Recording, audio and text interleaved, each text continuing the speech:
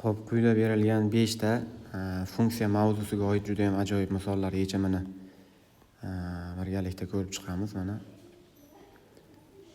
daraja jihatdan solishtiradigan bo'lsak, 7-sinf darajasidagi misollar, lekin ko'pchilik yoshi kattalarni ham qiynab qo'yadigan misollardan biri. Demak, birinchisi chiziqli funksiya va kubik funksiya berilgan, grafiklarini bitta koordinata tekisligida tasvirlang va grafiklarini umumiy nuqtalarini toping. Grafik chizish uchun jadval asosida bir nechta qiymatlarni berib ko'raman. Demak, birinchi y teng x plus 6 ga jadval asosida bir nechta qiymatlar beraman. X ning qiymati va y ning qiymati. X ga 1 bersam, y imiz 7. X ga 2 bersam, y imiz 8. X ga 3 beradigan bo'lsam, y imiz 9.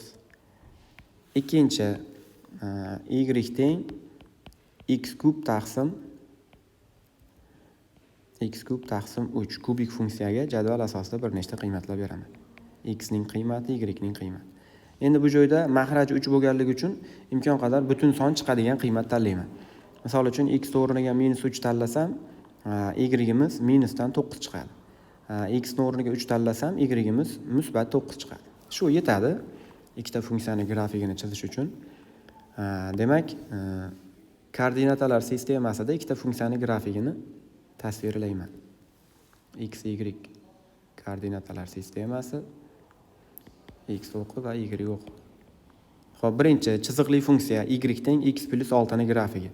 1 berganimda 7, 2 berganimda 8, 3 berganimda 9 mana. 3 berganimda 1, 2, 3, 4, 5, 6, 7, 8, 9. Mana shu joy 9. 3 berganimda 9. 2 berganimda 8. 2 berganimda 8. Mana shu nuqtadan o'tadigan to'g'ri chiziq. Endi e'tibor beramiz. Mana 3 berganimda 9 chiqdi. Mana bunga ham 3 berganimda 9 chiqdi. 9 nuqta ikkalasi uchun umumiy nuqta bo'lyapti. Endi ikkinchi x kub taqsim 3 funksiyani grafikini chizaman. 3 berganimda 9 bo'lib, mana shu nuqtaga to'g'ri keldi yana. Bu yoqda -3 beraman. -1, -2, -3. -3 berganimda 1, 2, 3, 4, 5, 6, 7, 8, 9 misol uchun -9 mana shu nuqtaga to'g'ri keldi. Va ikkita nuqtani kubik funksiyaning grafikini mana shu ko'rinishda chizib tutashtirib qo'yaman. Va bu cheksiz bu yoqqa davom etadi, bu yoqqa ham cheksiz pastga davom etadigan bo'lsa, ikkalasi umumiy bitta koordinata jihatdan 3-9 nuqtada kesishdi. O'sha kesishish nuqtasi mana shu nuqta 3-9 nuqtaga to'g'ri keldi. Javob 3-9.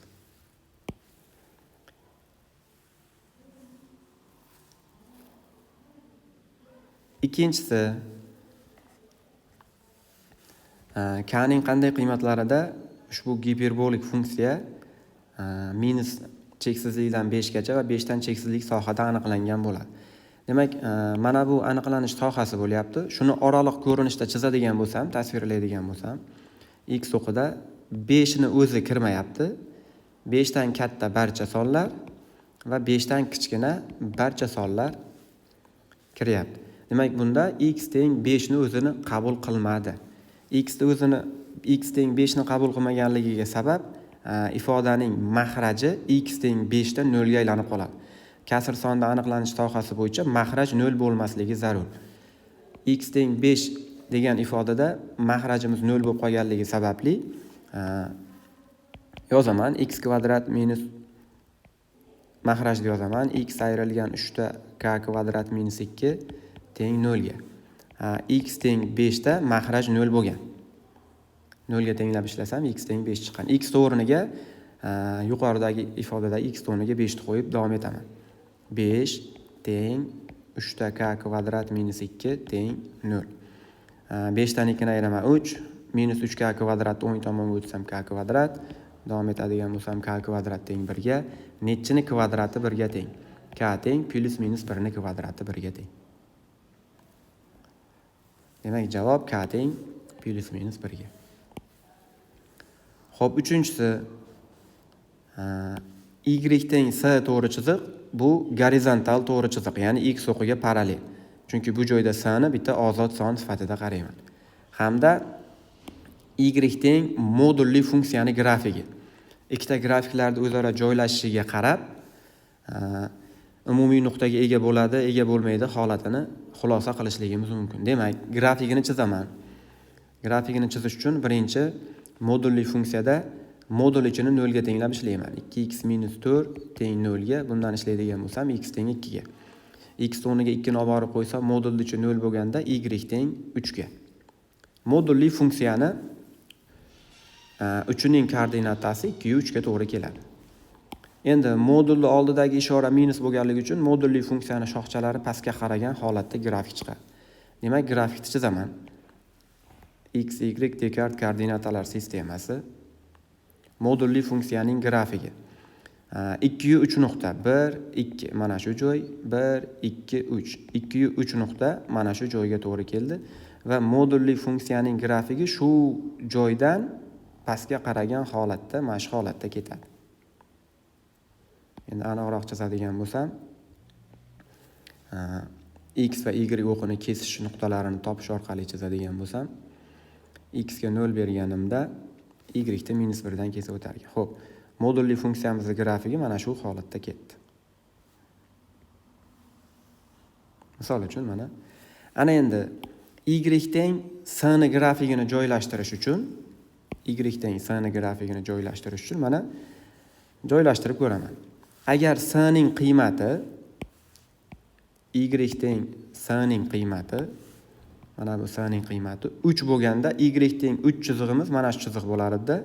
Modulli funksiya bilan bitta mana shu nuqtada umumiy nuqtaga ega bo'ladi. Bitta umumiy nuqtaga ega bo'lish uchun s-imiz 3 ga teng bo'lishi kerak. O'shanda mana shu nuqtadan o'tadi. Demak, birinchisi a si uchun umumiy nuqtaga ega bo'lmaslik kerak. Umumiy nuqtaga ega bo'lmasligi uchun mana shu 3 dan yuqorida joylashtiradi. Yuqorida ixtiyoriy bitta joyga gorizontal chiziqni chizadigan bo'lsam, shu chiziqlarimda birontasi pastdagi modulli funksiya bilan kesishmaydi. Demak, buning uchun s katta 3 dan bo'lganda a javobga o'rinli bo'ladi. Endi b javob faqat bitta umumiy nuqtaga ega. Bitta umumiy nuqtaga ega bo'lish uchun hozirgi holat mana s teng aniq 3 bo'lganda modulli funksiyani eng katta qiymati bilan bitta umumiy nuqtaga ega bo'lyapti. Demak, s teng 3 ikkinchisi uchun. S sharti uchun ikkita umumiy nuqtaga ega bo'lishi uchun mana shu 3 chegaradan grafikimiz pastda joylashishi kerak mana. Ixtiyoriy holatda pastda oladigan bo'lsam, barchasi modulli funksiya bilan ikkita joyda kesishib, ikkita umumiy nuqtaga ega bo'ladi. Ya'ni s ning qiymati 3 dan pastda, kichkina bo'lishi kerak. Demak, 3-shartiga javob s kichkina 3 dan. Demak, mana shu shartlar bajarilganda A, B, S shartga mos tushadi. Xo'p, 4-inchisi grafikka e'tibor beradigan bo'lsak, A shartida so'rayaptiki, velosipedchi necha soat davomida harakatlanmay to'xtab turgan. Grafikka qaraymiz. Grafikda x o'qi bizda yurgan masofani aniqlab beryapti. Y o'qi, kechirasizlar, x o'qi debman. X o'qi bizda harakatlanish qancha vaqt ketganligini, harakatga qancha vaqt ketganligini aniqlab beryapti. Demak, masofa ortyapti 3 soat o'tguncha.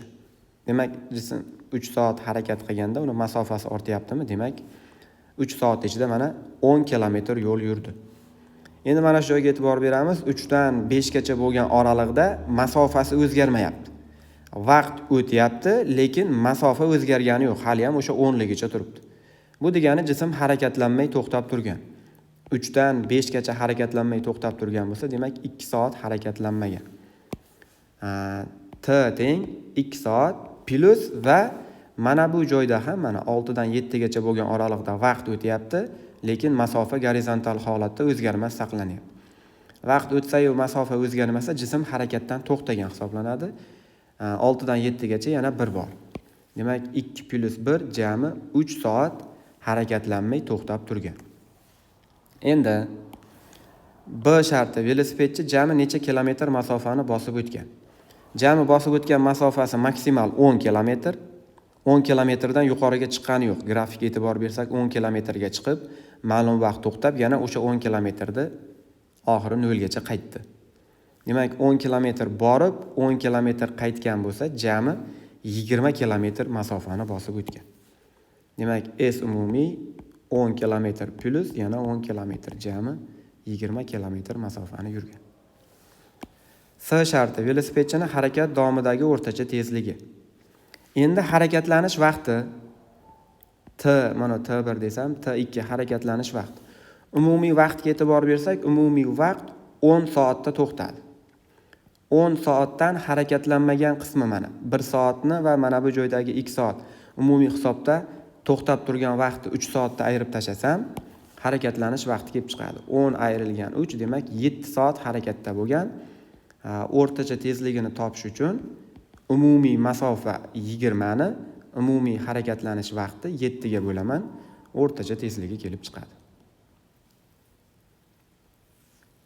To'rtinchisi, ikkita funksiya berilyapti. Shu funksiyada mana buni qiymatini hisoblash uchun x ni o'rniga 4 dan katta qiymat olishligim shart. Mana buni qiymatini hisoblash uchun x ni o'rniga 4 dan kichik yoki 4 ni o'zini olsam ham bo'ladi. Demak, shart bo'yicha x o'rniga 5 ni qo'yib hisoblashim kerak, x o'rniga 4 ni qo'yib hisoblashim kerak va ikkalasini natijasini ayirib qo'yishim kerak. Demak, f5 ni hisoblayman. X o'rniga 5 ni qo'yaman. 5 qaysi shartga mos tushadi? 4 dan katta shartga mos tushadi. Demak, 5 ni birinchi funksiyaga olib borib hisoblayman. 2 kere 5 ayrilgan 3. Javob 7. Endi x ni o'rniga 4 ni qo'yib hisoblayman. 4 degan shart ikkinchisiga tushyapti. 4 dan kichkina yoki 4 ni o'zi kiradi. Demak, ikkinchi funksiyani o'rniga 4 ni olib borib hisoblayman. 5 kere 4 qo'shilgan 2. Javob 22. Ana endi f5 dan ayiraman f4 ni qo'yib hisoblaganimda. f5 ni qiymati 7, 4 ni qiymati 22, ayirsam minus 15. Xo'p, video unumli, foydali bo'ladigan maqsadda tayyorlandi. Ilmingiz bundan da ziyoda bo'lsin.